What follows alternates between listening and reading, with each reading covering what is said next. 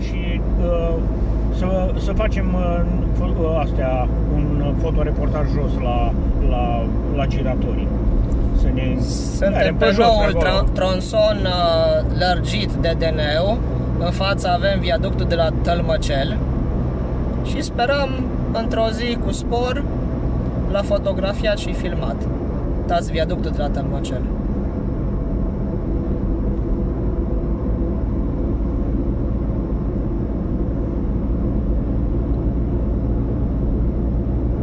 DN-ul lărgit la 4 benzi, 2 pe sens, 2 sunt sus.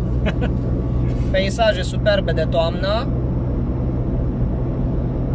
Și ajungem imediat la giratoriul de la Boița, acolo unde se va termina autostrada pe care dorim astăzi să o documentăm, undeva la 5 săptămâni jumate înainte de inaugurarea pe care noi sperăm să o vedem la 1 decembrie 2022.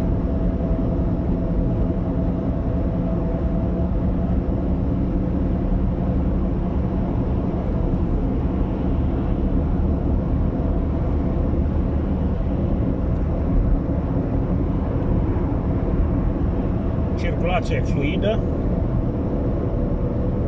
Siguranța rutieră net îmbunătățită, acum evident.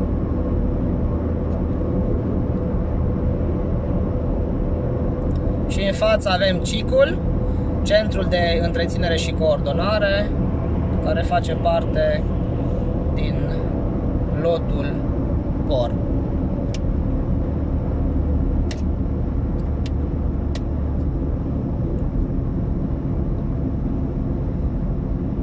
Deja se circulă prin jumate de giratoriu, cealaltă jumate a fost închisă.